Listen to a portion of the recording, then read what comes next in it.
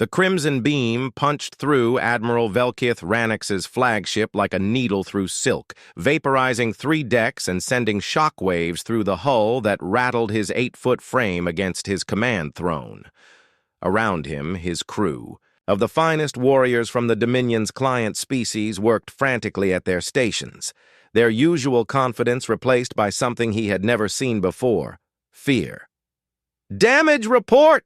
Ranix bellowed, his voice carrying the authority of 5 centuries commanding fleets across the galaxy. "Sir, the primitive vessels are using kinetic bombardment with projectiles we cannot track," his tactical officer, a scaled Vorthak named Kex Neal, reported with barely concealed panic. "Their targeting systems are somehow penetrating our electronic countermeasures." Ranix's 4 eyes narrowed as he studied the holographic display. 6 weeks ago, when the Dominion's reconnaissance fleet had cataloged this system, the intelligence reports had been laughably dismissive. System designation Terra Prime, a single inhabited world supporting a species barely 3 centuries into spaceflight, chemical propulsion, primitive fusion reactors, crude ballistic weapons. The tactical assessment had classified them as threat. Level 1. Suitable for standard subjugation protocols with minimal resistance expected. The subjugation fleet had arrived with the usual fanfare.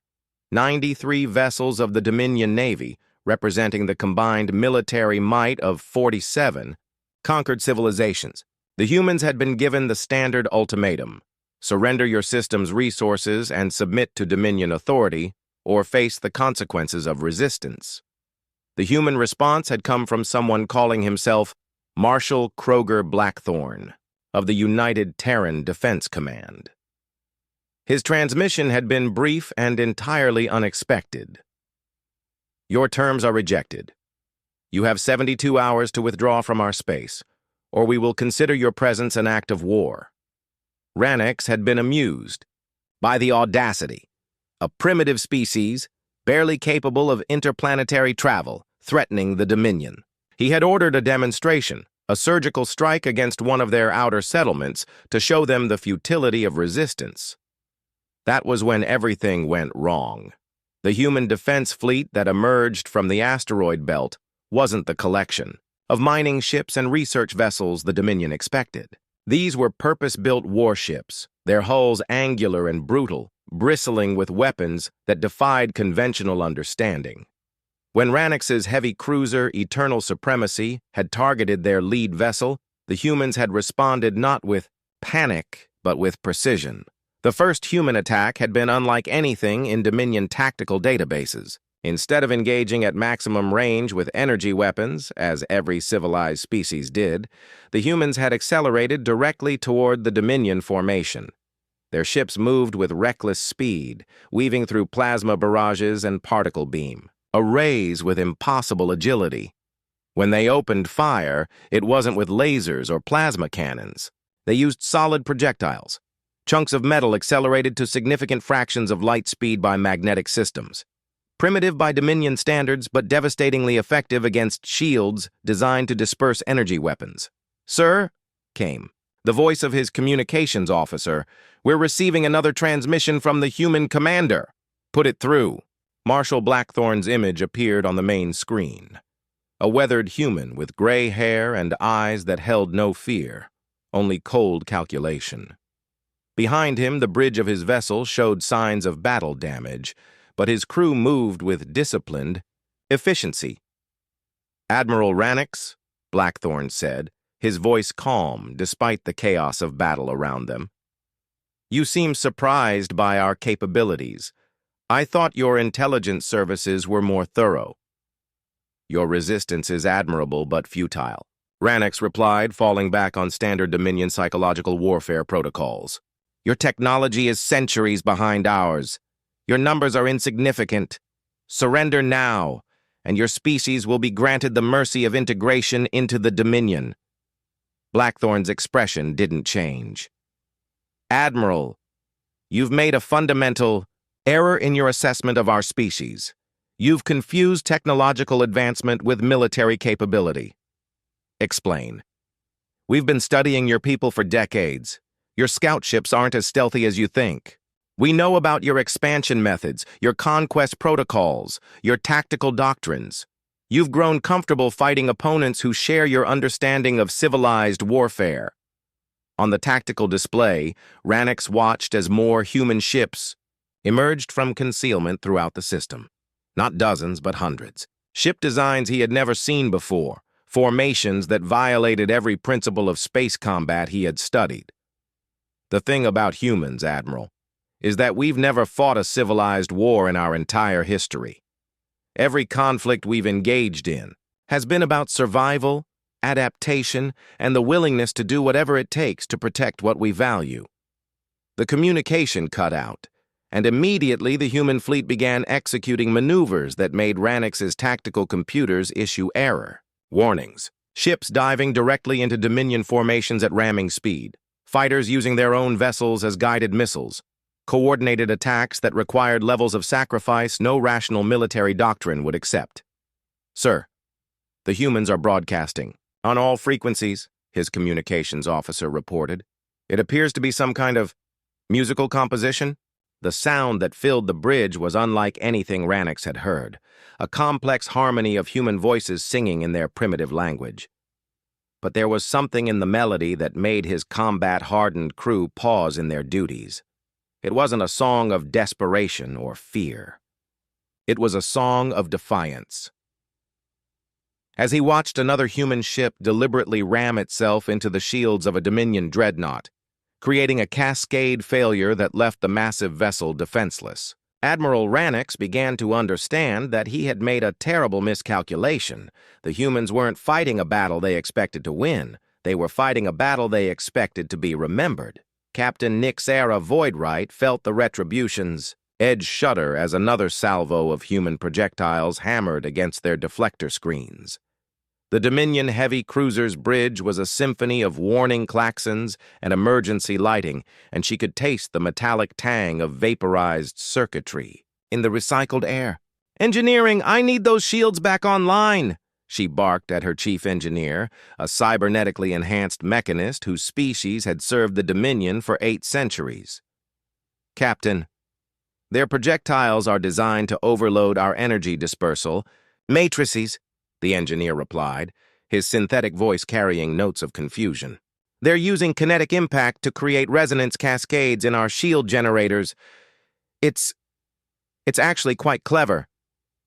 Voidwright studied the tactical display with growing unease. The human fleet had split into multiple attack groups, each employing radically different tactics. One group was engaging in conventional long-range combat, drawing Dominion attention while other groups maneuvered for close-range attacks. A third group appeared to be retreating toward the inner system, but long-range sensors indicated they were deploying something near the planet's moon. "Captain," her tactical officer called out, "I'm detecting massive energy buildups throughout the system. The humans have placed some kind of devices in orbit around every major celestial body." "What kind of devices?" "Unknown, but the power signatures are consistent with stellar engineering equipment." Voidwright's blood chilled. Stellar engineering was a technology possessed by only the most advanced Dominion member species. The idea that these primitives had somehow developed similar capabilities was impossible, unless they had been preparing for this confrontation far longer than anyone realized. Her contemplation was interrupted by an incoming transmission from the human flagship. Marshal Blackthorne appeared on her screen, his vessel's bridge now showing significant battle damage. Sparks flew from overhead systems, and several of his crew members were working in emergency suits. "Captain Voidwright," he said, somehow knowing her name despite never having met. "I believe it's time we had a more detailed conversation about the tactical situation. Marshal, your resistance has been impressive, but ultimately pointless. Even if you destroy my ship, the Dominion has fleets numbering in the thousands. You cannot fight the entire galaxy." "You're absolutely correct," Blackthorne replied. "We can't fight the entire galaxy, but we can make conquering us more expensive than it's worth. Explain." Blackthorne gestured to someone off-screen, and the transmission split to show a tactical overview of the solar system. Voidright gasped as she saw the true scope of human preparations. Every asteroid, every moon, every orbital installation was connected by a network of energy conduits and gravitational manipulators. For the past 50 years, since we first detected your scout ships, we've been preparing for this day, Blackthorn continued. We've turned our entire solar system into a weapon, not against your ships, Captain, but against physics itself. That's impossible.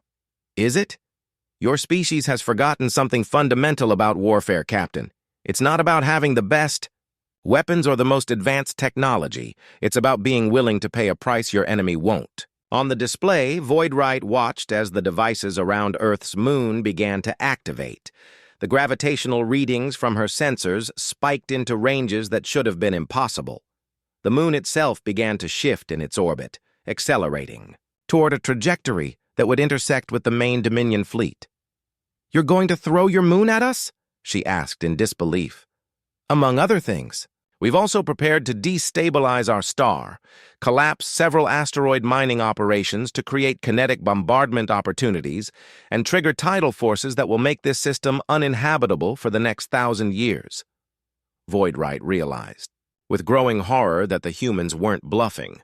The energy readings, the gravitational anomalies, the coordinated movement of celestial bodies, they had turned their entire solar system into a doomsday weapon aimed at themselves. "This is madness," she whispered. "You'll destroy everything. Your homeworld, your colonies, your entire civilization. Captain, you're still thinking like a conqueror. You assume we value our possessions more than our freedom. That's not how humans work." The transmission cut to show images from throughout the human fleet. Crew members working calmly at their stations, many of them singing the same haunting melody she had heard earlier. There was no panic, no desperation, only a grim determination that chilled her to the bone.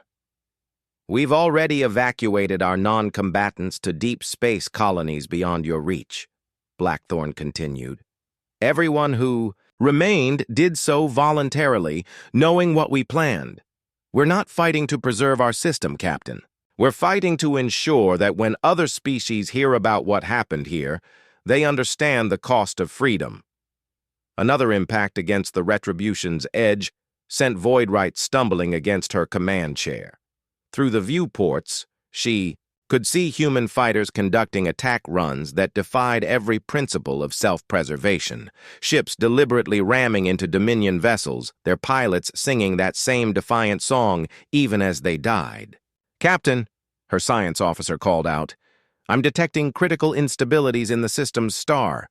The humans have somehow triggered fusion cascades that will make the entire system uninhabitable within months." Voidright stared at the tactical display, watching as her mighty fleet, vessels that had conquered 100 worlds, was slowly being whittled away by opponents who fought with the fury of the desperate and the precision of the prepared. The humans were losing ships at an alarming rate, but every loss seemed to make the survivors fight harder rather than breaking their will. "Marshal," she said, reopening the communication channel. "What do you want? Simple. You leave, all of you, right now, and you make sure every species in the galaxy knows what happened here. And if we refuse?" Blackthorn's smile was cold as the void between stars. "Then you'll have the honor of being the first Dominion fleet to be destroyed by a species you considered primitive. I'm sure the historical records will be fascinating reading." For the first time in her military career, Captain Voidright found herself considering retreat not as a tactical maneuver, but as the only rational choice. The humans had turned their entire civilization into a weapon, and they were perfectly willing to use it.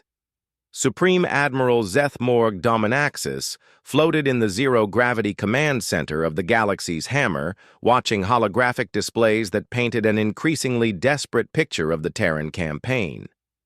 His massive form, evolved from a species that had ruled their homeworld's oceans for millennia, undulated with nervous energy as status reports flooded in from across the human system. 47 ships lost, hundreds more damaged. An entire civilization, apparently willing to commit suicide rather than submit to Dominion rule. In his 2 centuries of military service, Dominaxis had overseen the conquest of 37 star systems. He had seen species fight with desperation, with cunning, even with technological advantages that temporarily challenged Dominion superiority. But he had never encountered anything like this. "Status report," he commanded, his voice carrying through the fluid medium that filled the command center. "Sir," replied his chief of staff, a crystalline being whose species had served as the Dominion's strategic planners for millennia, "the human resistance has entered what they term final protocol. Our intelligence assets indicate they are prepared to render their entire system uninhabitable rather than allow us to claim it." Dominaxis manipulated the holographic display with tentacles that had once guided his species through the deepest ocean trenches. The tactical overview showed the impossible.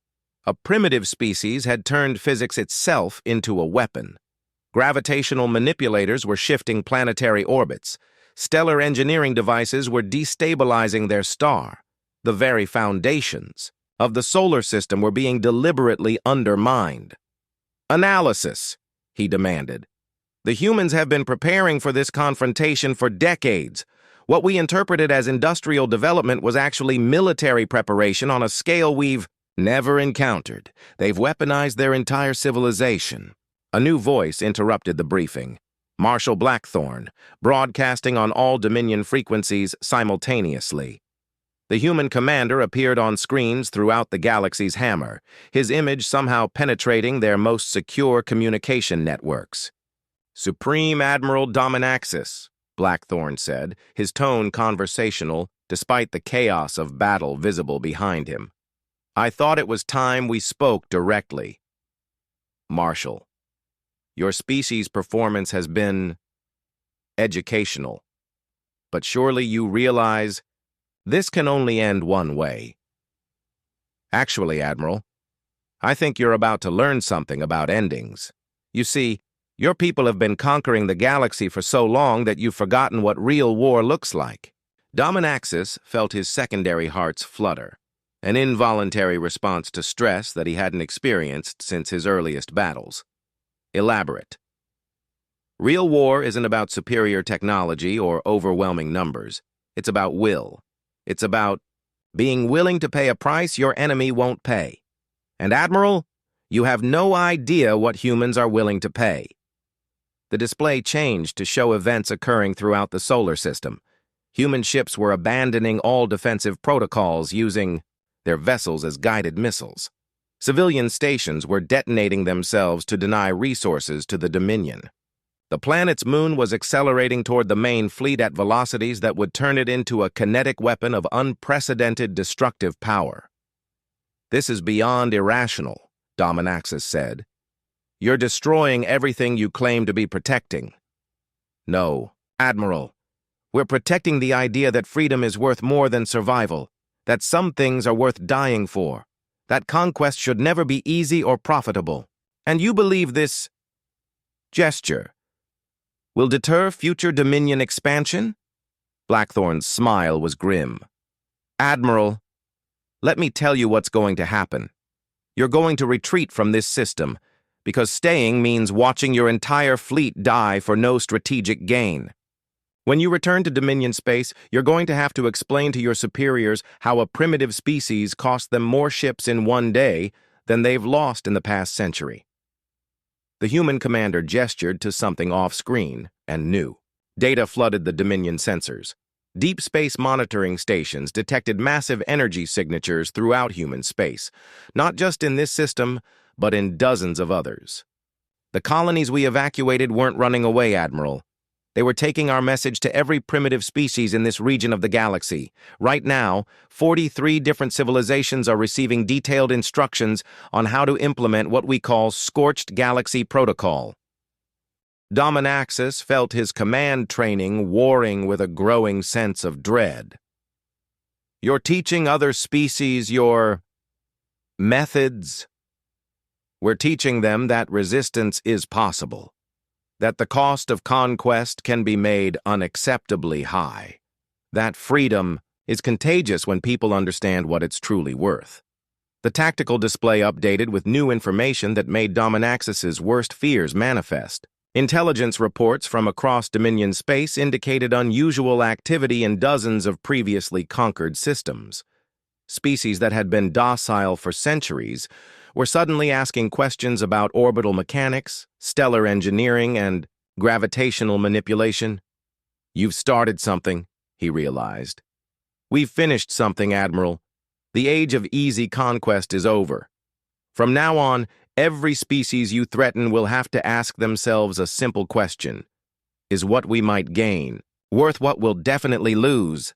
As if to emphasize the point, proximity alarms began sounding throughout the galaxy's hammer. The moon of Earth, accelerated to 12% of light speed by gravitational manipulators, was on an intercept course with the Dominion fleet. Even if they destroyed it, the debris field would be moving fast enough to shred every ship in. "The formation. All ships, emergency scatter pattern," Dominaxis ordered. "Prepare for hyperspace jump." "Wise choice, Admiral," came Blackthorn's voice. "But remember, we could have done this the easy way. You could have approached us with respect, offered us partnership instead of conquest. Now you'll have to live with the knowledge that you chose this outcome." As the Dominion fleet prepared to abandon the system they had come to conquer, Dominaxis found himself contemplating something he had never considered before: the possibility that the Dominion's 1,000-year expansion might be coming to an end. Not because they lacked the strength to continue, but because the cost of conquest had finally exceeded its benefits. Behind them, the Sol system continued its controlled descent into chaos, a monument to a species that had chosen to burn rather than bow. And across the galaxy, primitive civilizations looked up at their stars and began to wonder if freedom might be worth fighting for after all. 3 months after the Battle of Sol, Captain Yurthek Night Whisper of the Dominion Intelligence Corps found herself reviewing reports that challenged everything she understood about galactic civilization. Her office aboard the intelligence vessel Silent Truth was filled with holographic displays showing data from 47 star systems, all exhibiting the same disturbing pattern: resistance. "The situation is deteriorating rapidly," reported her analysis chief, a methodical being whose species had served as the Dominion's information specialists for centuries. "Systems that have been stable members of the Dominion for generations are beginning to exhibit what we're terming Terran syndrome." Night Whisper manipulated the displays with practiced precision, scrolling through incident reports that painted an increasingly troubling picture. The Vectar had somehow learned to weaponize their volcanic homeworld, threatening to trigger planetary-scale eruptions rather than submit to increased resource extraction quotas. The crystalline Mordian had begun destabilizing their own crystal matrices, denying the Dominion access to their unique technological contributions. Most disturbing of all, 3 separate species had attempted to implement stellar manipulation. Techniques clearly derived from human tactical manuals.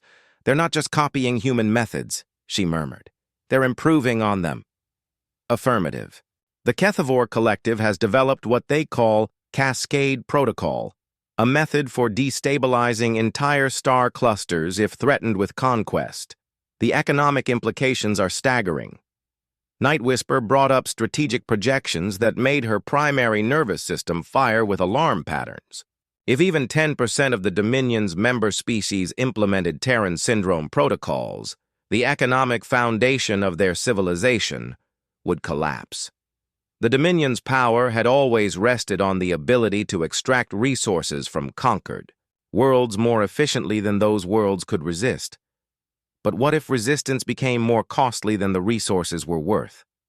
The door to her office chimed, admitting Supreme Admiral Dominaxis himself. The massive aquatic being's presence filled the small space with displaced atmosphere, and his usually calm demeanor showed signs of strain that Night Whisper had never seen before. "Captain," he said without preamble, I need your assessment of the strategic implications of recent events. Sir, if current trends continue, we project a 67% probability of major system-wide revolts within the next 5 years. The human tactical philosophy is spreading faster than our ability to counter it. Dominaxis absorbed this information with the stoicism of a commander who had faced countless crises, but Night Whisper could see the weight of it settling on his shoulders. Recommendations. Sir, I believe we need to fundamentally reconsider our expansion protocols. The humans have demonstrated that conquest-based civilization has inherent vulnerabilities we never anticipated. Explain. Night Whisper activated a holographic presentation she had been preparing for weeks, hoping she would never need to deliver it. The Dominion model assumes that conquered species will accept integration in exchange for technological advancement and protection. But the humans have proven that if a species values freedom more than security, they can make conquest economically impossible. By destroying themselves. By making the cost of conquering them exceed the value of the conquest. Yes, but more importantly, they've weaponized the concept itself. Every species that learns about soul understands that resistance is possible. The display showed communication intercepts from across the galaxy, primitive species sharing technical manuals, strategic philosophies, and most dangerously, hope. The humans had done more than resist conquest. They had created a template for resistance that any sufficiently motivated species could implement. Captain, you're suggesting that our entire civilizational model is obsolete. Sir, I'm suggesting that the humans have forced an evolution in galactic politics that we're not prepared for. The age of easy conquest is over. Dominaxis was quiet for several minutes, his massive form undulating slowly as he processed the implications. When he spoke again, his voice carried a note of something Night Whisper had never heard from him before. Uncertainty. What would you recommend as an alternative approach? Partnership, sir. Mutual benefit rather than extraction. Technology sharing rather than technology dependence. The humans offered us cooperation before we chose conquest. And now we may have lost the opportunity for peaceful coexistence. The humans scattered to deep space colonies before their system became uninhabitable. They're still out there, still spreading their tactical philosophy to every species that will listen. As if summoned by their conversation, an emergency communication alert sounded throughout the ship. Night Whisper activated the display to find herself face to face with a familiar figure. Marshal Blackthorn, broadcasting from what appeared to be the bridge of a deep space vessel. Supreme Admiral, the human commander said, his weathered face showing the strain of months in space, but his eyes still burning with determination.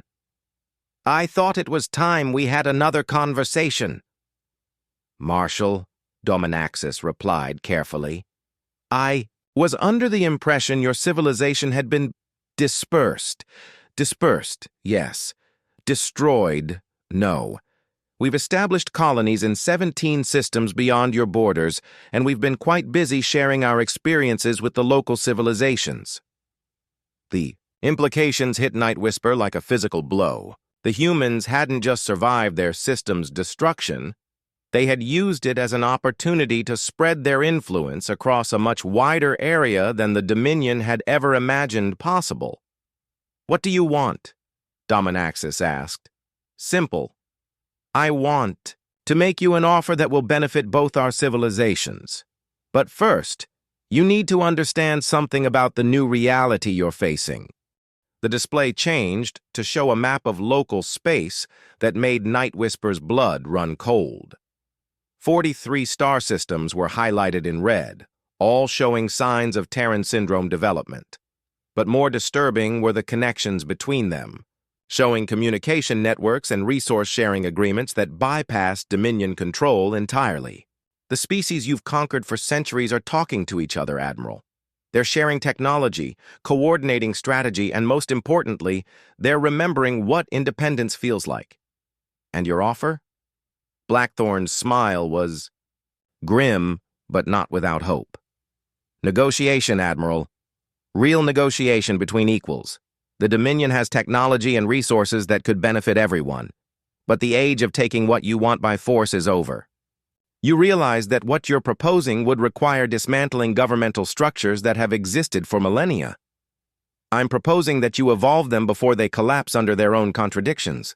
Because, Admiral, with or without your cooperation, the galaxy is changing. The only question is whether the Dominion will be part of that change or a casualty of it. As the transmission ended, Night Whisper found herself staring at data projections that showed the death of everything she had known. But perhaps, buried in that ending, was the beginning of something better. The humans had taught the galaxy a new definition of victory.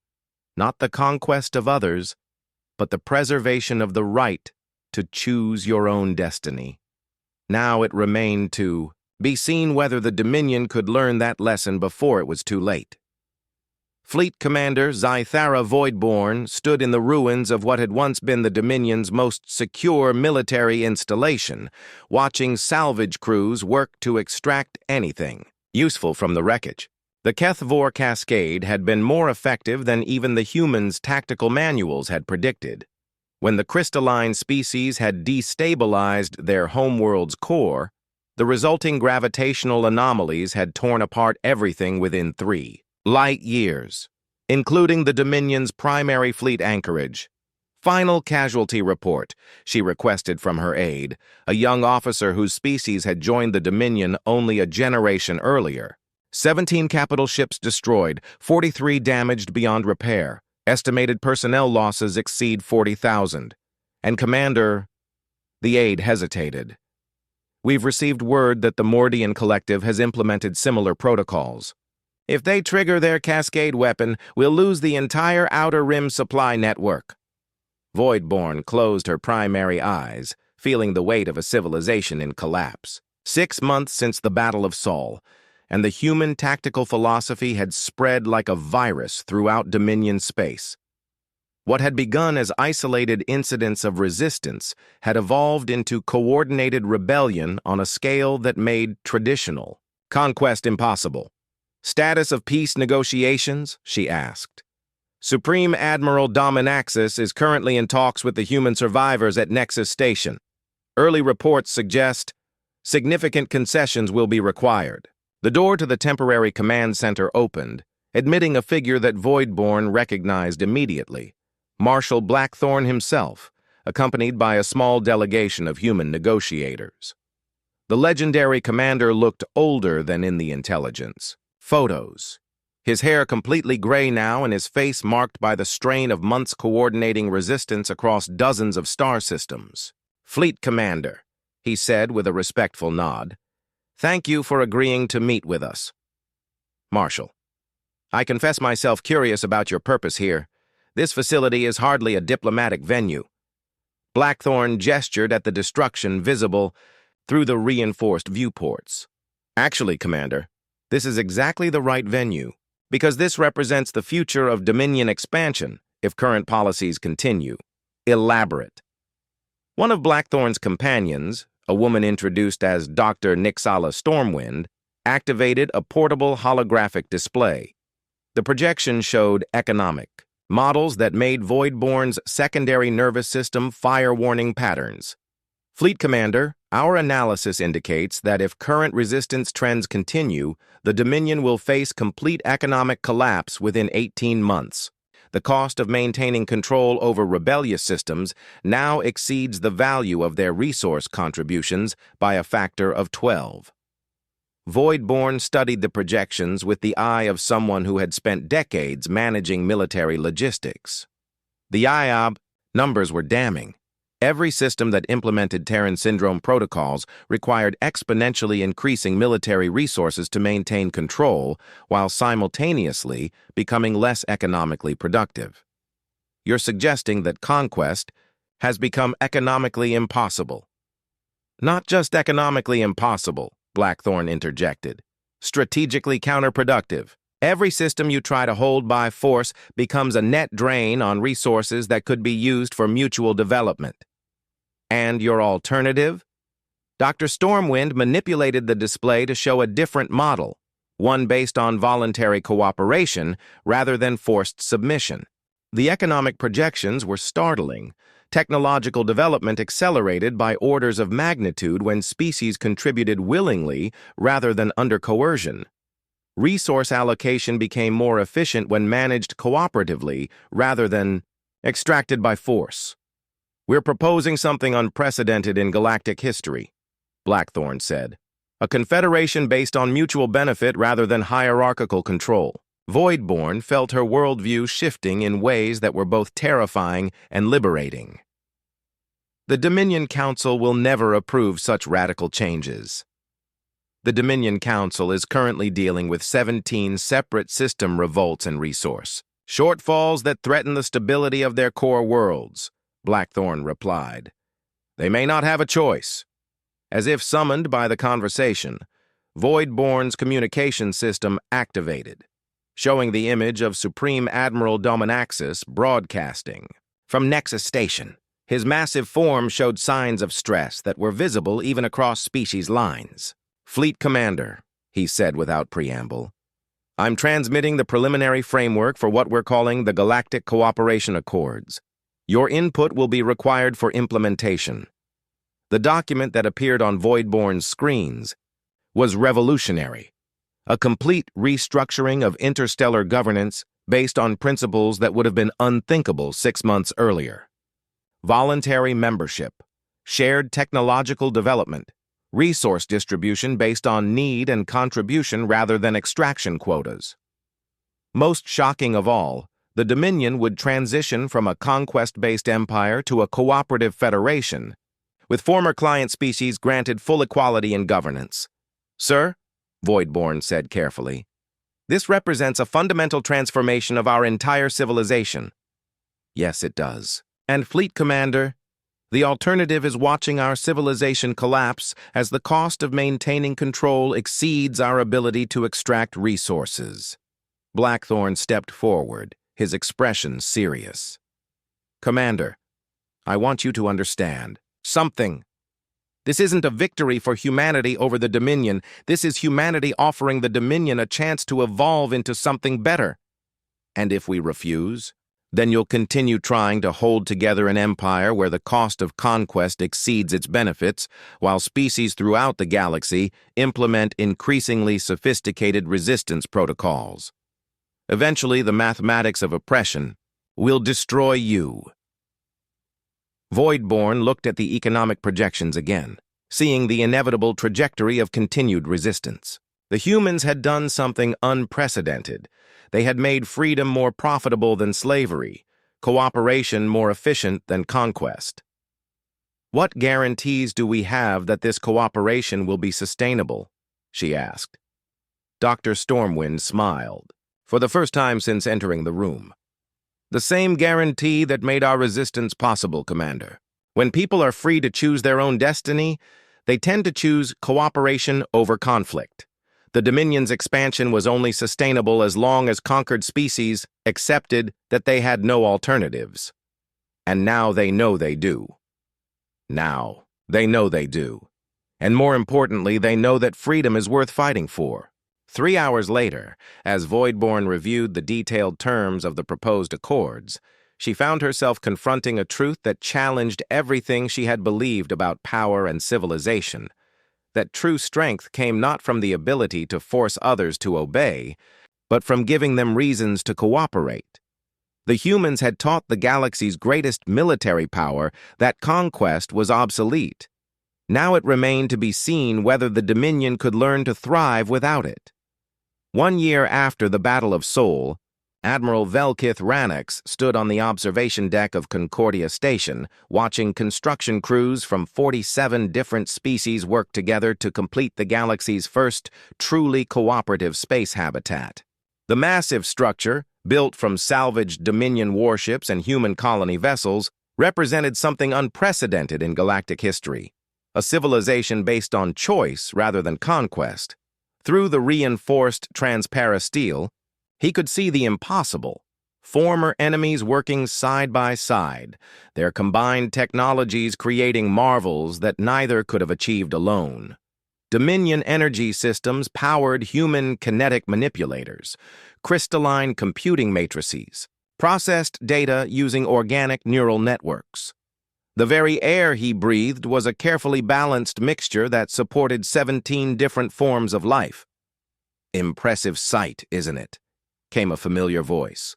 Rannox turned to see Marshal Blackthorne approaching, the human commander looking healthier than he had in months. The stress lines that had marked his face during the dark days of the war were fading, replaced by something Rannox had rarely seen in a military leader: contentment. "Marshal," Rannox acknowledged, with a respect that would have been unthinkable a year earlier. "I must admit, when you first proposed this confederation, I thought it was the fantasy of a desperate species. And now?" Rannox gestured at the bustling construction beyond the viewport. "Now I'm beginning to understand what we were all missing. The potential we were wasting through conquest." It was true. The economic reports from the first year of the Galactic Cooperation Accords were staggering. Technological development had accelerated by orders of magnitude. Resource allocation had become more efficient than anyone had thought possible. Species that had been conquered enemies were now enthusiastic partners, contributing innovations that benefited everyone. "The council meeting starts in an hour," Blackthorne said, consulting a device that seamlessly integrated human and Dominion technology. "Are you ready for the proposal?" Rannox nodded, though he felt the familiar flutter of nervousness that preceded any major diplomatic initiative.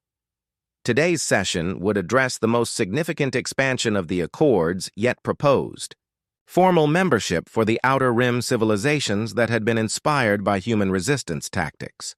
"Marshal, I have to ask, did you foresee this outcome when you first refused our ultimatum?" Blackthorne was quiet for a moment, watching a mixed crew of humans and former Dominion species celebrate the completion of a new habitat module. "Honestly, I hoped for survival. I dreamed of freedom. But this," he gestured at the scene before them, "this exceeds my wildest expectations." The observation deck began to fill with representatives from across the galaxy, each species bringing their own unique perspective to the ongoing experiment in cooperative governance. The crystalline Mordian moved with mathematical precision. The aquatic descendants of Dominaxis's people undulated through specially designed fluid-filled passages. Dozens of other species, each contributing their own piece to the grand puzzle of interstellar civilization. "Ladies